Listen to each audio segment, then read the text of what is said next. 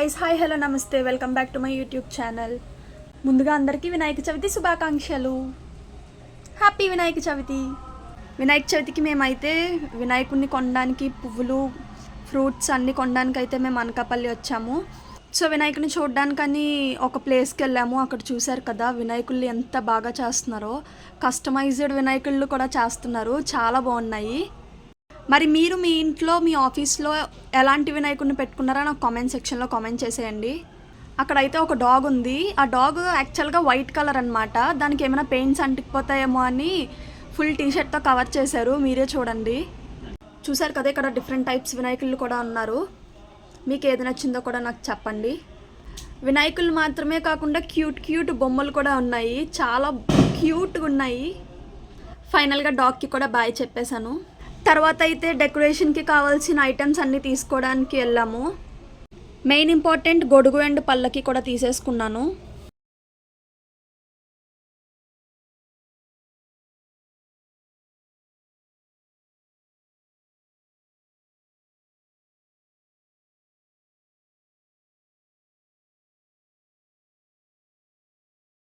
Next fruits and flowers కూడా కొనుక్కొని, ఇంకా కావాల్సినవన్నీ కొనుక్కొని ఇంటికైతే వచ్చేసాను.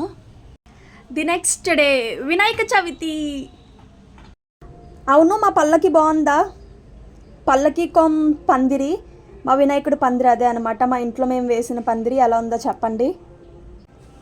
వినాయకుడిని పెట్టడానికి కూడా మేము అయితే మొత్తం డెకరేషన్ చేసుకుంటున్నాము, మీరే చూసేయండి. అండ్ నాకు తెలిసిన కొన్ని డిఐవైస్ అయితే మేము చేసింది, నాకు తెలిసినవి కూడా నేనైతే షార్ట్స్లో అప్లోడ్ చేశాను, ఒకసారి చెక్ చేయండి. మీకు నచ్చితే మీరు కూడా చేయండి, చాలా ఈజీ.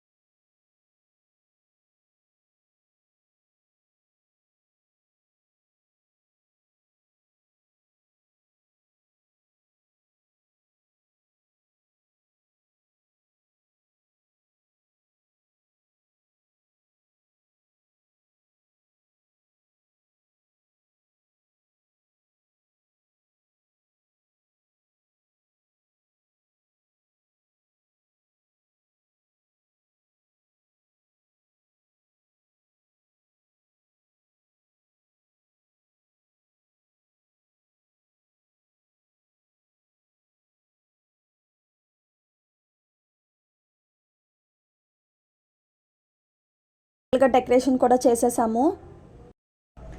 డెకరేషన్ తర్వాత ఇంకా పూజ కూడా స్టార్ట్ చేసేసాము. మళ్ళీ పూజారి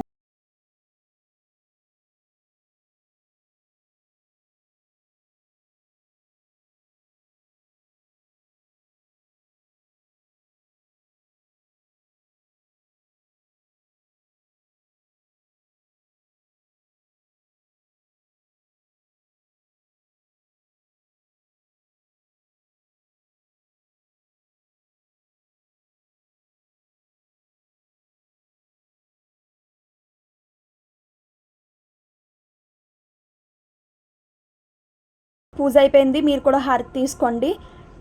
మేము వినాయక చవితి ఎలా సెలబ్రేట్ చేసుకున్నామో మీరు కూడా చూశారు కదా.